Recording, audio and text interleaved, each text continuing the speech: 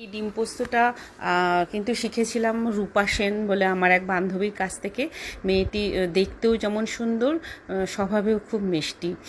ওর কাছ থেকে এটা শিখেছিলাম। জানো, যদি রূপা তুমি এটা দেখো ভিডিওটা, অবশ্যই কমেন্টস করে আমায় জানিও। ওই ডিমটাকে প্রথমে ফেটিয়ে নিয়ে নিলাম একটু নুন আর কাঁচা লঙ্কা দিয়ে, তারপরে ওটাকে অমলেটের মতন করে, আমি তো এখানে 3টে দিয়েছি, তোমাদের যতগুলো লাগবে তোমরা দেবে, দিয়ে ওটাকে ভাজতে বসিয়ে আমি কুচিয়ে নিলাম। আর অন্যদিকে একটু পোস্ত আর কাঁচা লঙ্কাটা বেটে নিলাম মিক্সিতে। একটু জল দিয়েছিলাম বাটার সময়, নাহলে শুকনো শুকনো লাগছিল।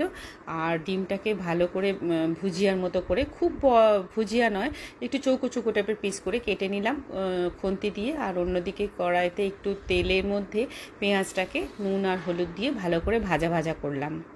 যখন একটু লাল রং ধরলো, তখন আমি ওর মধ্যে ওই পোস্ত আর কাঁচা লঙ্কাটা বাটাটা ঢেলে দিলাম, আর দিলাম মিক্সি ধোয়া জল দিয়ে ভালো করে নাড়াচাড়া করতে করতে যখন দেখলাম একটু শুকিয়ে আসছে, তখন ওই ভাজা ডিমটা দিয়ে দিলাম।